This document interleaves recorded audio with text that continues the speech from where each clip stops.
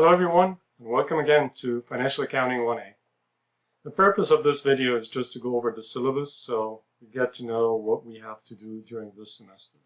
So I always think about the syllabus as the contract between the professor and the student. So let's see what we have. So again here, this is my name, Magdi Farag, and this is my email, which is the best way to communicate with me.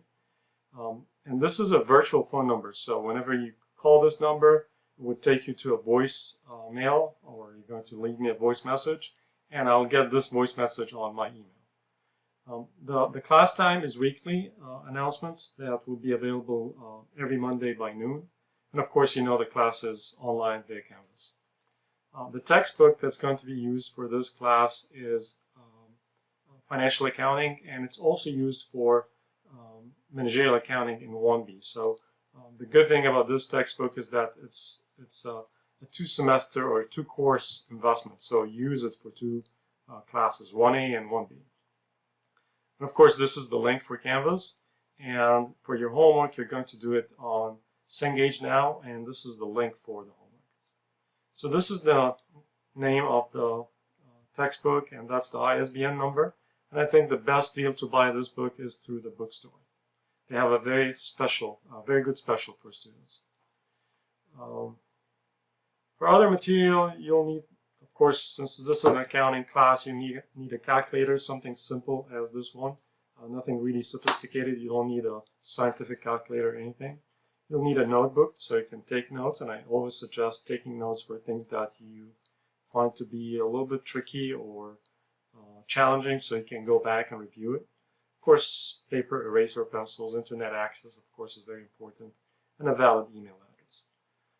This class doesn't have any prerequisites, so I'm assuming this is like you can take this class as a freshman in the college. So for the course description, I'm not going to go over the details here. I'll leave these parts for you to read. But basically, this is a course about financial accounting, so you'll get to know more about accounting, but from the financial side. And in Chapter 1, we will talk about the 2 sides of accounting, which is financial accounting and managerial accounting. So the focus of this class is only on financial accounting. Student learning outcomes. Again, just briefly, I'm going to give you an idea about that in this class, you should be able to understand and learn the accounting cycle, so you'll be able to identify the steps of the accounting cycle. You'll be able to recognize the role of ethics in accounting, which is something very important. You'll also be able to recognize and define the financial statements, which I could call it the end product of accounting. And you'll also be able to demonstrate knowledge of the accounting cycle and financial statements through analysis, preparation, and interpretation of accounting data. And again, this might sound something not very clear right now, but trust me, by the time you complete the course, and if you go back to these learning outcomes, you'll find them to be very easy. You'll find that this is something that you actually will be able to learn. When it comes to the objective of the course, I'll leave these for you to read. We have a long list here. Again, this list goes over the details of what we're going to be going over every single chapter. So again, maybe at this stage it's too soon to go into understanding the terms, but again, as we get closer to the end of this course, you'll find that everything that we have here makes sense. For the homework policy, we're going to be having the homework here on Cengage, and every chapter has its a set of problems that you need to work on.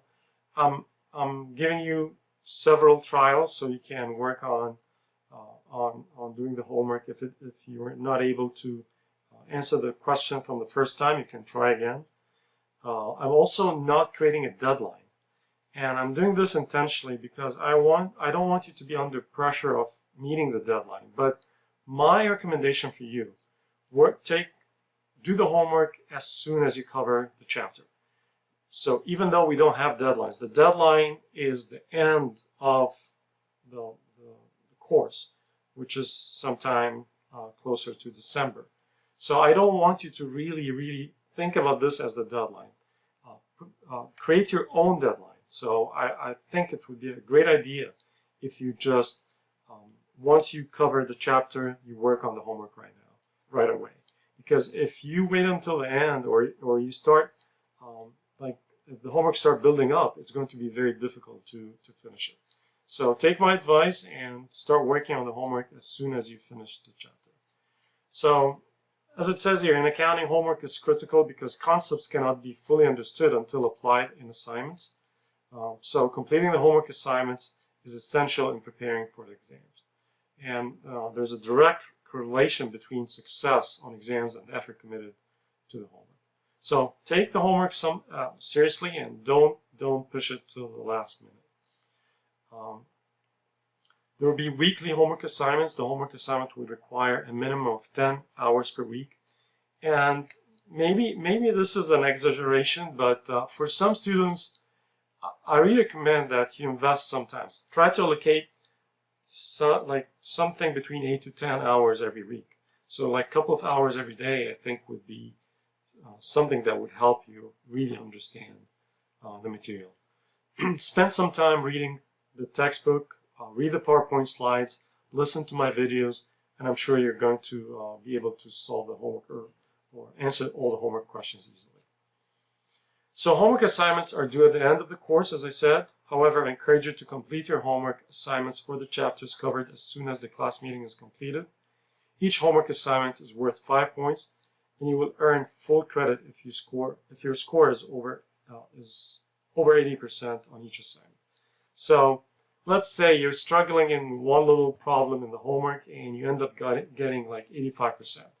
So in my eyes, that's like 5 out of 5. So I really don't want you to be so stressed out for getting 100% in every single assignment, because once you reach 80%, you are ready to go. Again, the registration, I'm posting on Canvas the instructions for how you can register for the homework on Cengage now. There's something called class experience or online experience, I like to call it sometimes, which is basically a quiz. And these are based on the readings and the homework assignments. So please see in the attached schedule the list of the CEs and the topics covered. CEs or class experiences will be available every Friday from noon until midnight for 1 hour. Makeup for these class experiences is not allowed. There will be approximately 12 class experiences during this semester. Each one of these class experiences is worth 8 points. I'm going to drop the lowest 2 class experiences out of 12, so you're going to have 10 class experiences that will count. Each one is 8 points, so that would be a maximum grade of 80 points. So I think this is something that just to keep you a little bit on track and help you study. As you know, this is online course, so you'll have resources to be able to respond to these class experiences. And by the way, 1 hour to solve these class experiences, I think is enough time. So each class experience would consist of a problem, and then once you complete the problem, you're going to have 4 multiple choice questions that are based on this problem. Another thing that we have in this class is an annual report experience. And an annual report experience is an application for the financial statements. And I think this is one of the most valuable parts of this class, is that you can understand how I can use the financial statements. Because a big part of our discussion would be on preparing the financial statements. But what I really care about, and I think many of you might care about in the future, is how can I use these financial statements to make decisions. And I think the annual report experiences are going to help you with that. So once we're done with the first midterm, I'm going to start posting the annual report experiences. So for the first 4 weeks, we won't have to, or maybe 5 weeks, we won't need to worry too much about the annual report experiences. But once we are done with the first midterm, this is going to be our next step, which is to solve those annual report experiences. So to allow students to gain practices in reading and analyzing annual reports, which are the financial statements, students would be asked to complete the annual report exercises during the semester based on the annual reports available in the appendix of the textbook. which is basically the last part of the textbook. I will provide more information about those annual report experiences in my weekly Monday announcements. Each annual report experience is worth a maximum of 4 points. We'll have 6 of these. I will drop the lowest ARE, so we'll have only 5 AREs that will count, so each one is 4 points, so the maximum grade is 20 points. And again, I don't allow makeups for that, and I don't think you'll need to. You'll have enough time to work on these. Then we have another important thing, which is a term project, and the term project is a comprehensive problem that is based on the first 3 or 4 chapters, and it's worth 40 points. And I always recommend that once you cover the first 4 chapters and you get done with the first midterm, that's your very important assignment to work on.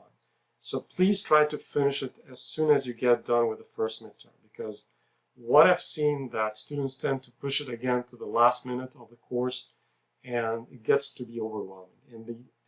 And one of those things I want you to be aware that this term project is basically based on chapter 1, 2, 3, and 4. So if you push it towards the end, you will tend to forget some of the material in the first few chapters. So my recommendation is that once you get done with the first midterm, that's your to-do assignment, which is something very important. It's worth 40 points. And I think it might have an impact on your total grade, because it's about 8% of your total grade. Something I normally don't like to talk about, which is dropping the course. Again, the dates for dropping the course, the deadlines are available on the schedule, which is on the last page of this syllabus. And again, I hope you won't drop it. Again, you might find a few things challenging, but give yourself the chance to learn. And by the way, I think this class is going to be easy as long as you're investing some time to learn. So don't get frustrated if you find like few topics are challenging, because again, over time things would be easier, and you'll be able to earn points easily. And I'm sure this is going to help you get motivated to study more and to pass this course successfully. But again, since this is something we need to know, so the last day to drop from the class without a grade of W is September 6th, and the last day to drop from the class with a W is October 28th. Academic integrity, again, for accounting, ethics is very important, so academic integrity is really expected. And I always assume that you're not cheating, and hopefully you're the ones working on these assignments, and you're the ones who are studying and taking the exams. And if there's any indicator that this is not true, again, I would assume that this is against the academic integrity of the class and Chaffey College, and that might end up leading for a grade of F. Online course commitment. Course commitment is critical to your understanding of the material, so make sure that you always get committed. We have a long time. We're going to spend like almost 3 or 4 months studying accounting, so make sure that you get committed. Every week you have to make sure that you follow the announcement that I'm going to post, and then you have to complete all the assignments, read the PowerPoints, read the textbook, listen to my videos. So put the effort to understand the material, and I'm sure this is going to be very easy. The nature of accounting is such that each new concept builds upon the former. So things build up. So you cannot really skip chapters. You have to follow the steps, and that's the only way you can succeed in this class. Here's some information about computer labs, and again, I think due to COVID, of course, there are some changes, but again, you can double check with administration office if there's any kind of changes in these labs or anything like that. Again, one other information that I think would be useful for you is the Student Success Center, so please take advantage of of these resources, and these resources are available in the Chino campus and Fontana campus, and of course in the Rancho Cucamonga campus. Same thing about the Career Center. For exam policy, there would be a total of 2 midterm exams in this class and 1 final exam, so we can think about it as 3 exams. Each exam will cover 4 to 5 chapters. And by the way, we have 14 chapters, but our main focus is going to be on the first 13 chapters. The last chapter, chapter 14, is going to be through the annual report experiences, so I'm not going to test you on this, but you're indirectly going to learn it, and you're going to be indirectly tested on it. So it's not part of the final exam. But our main focus is chapter 1 through 13.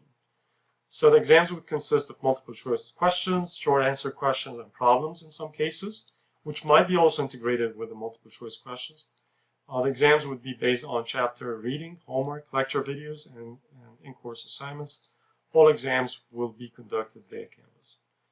Exam must be taken at the scheduled date and time, so only in extremely limited circumstances I would allow for makeup exams. I'll try to give you like a long window, like usually like 1 day to take the exam, and within this 1 day it would be like an hour and a half or 2 hours to respond to the questions. So let's talk about grading.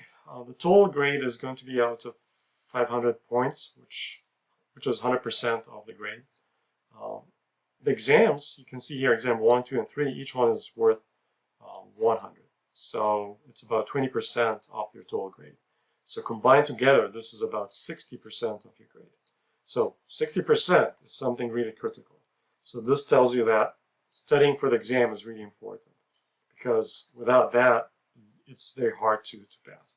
But there's other assignments here that are worth 200 points, which I call them the leverage of this class. These are easy points to earn, so make sure that you do your best to earn these easy points.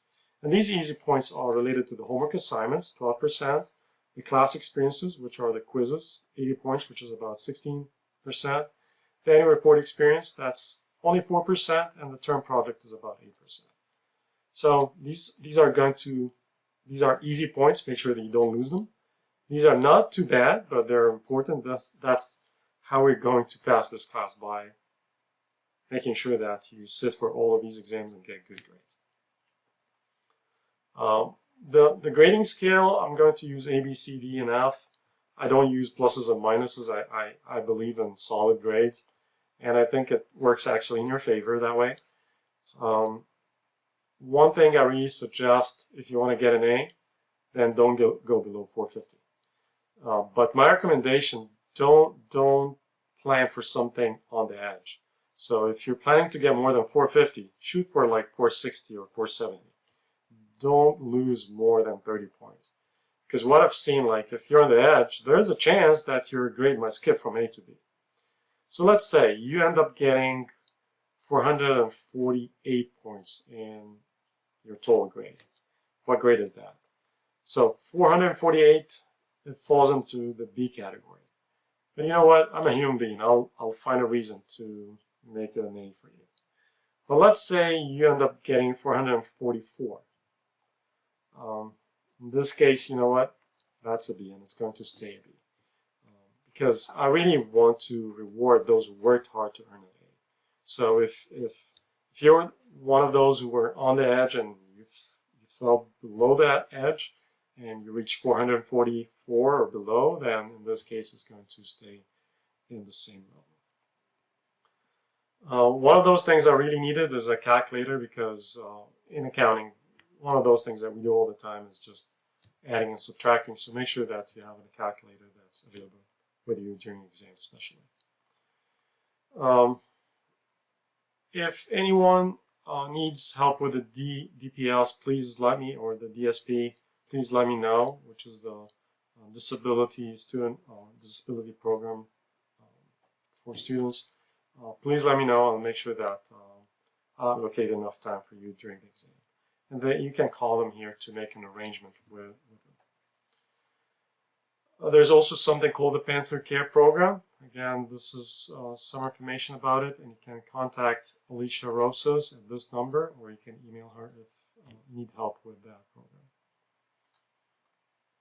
So the last thing I want to present to you is the schedule of classes. And as you can see here, we have the first 4 chapters, and then we have the first exam, and then we have the next 5 chapters, and then the second exam, and then the last 5 chapters, and then we'll have the final exam on Monday, December 13th.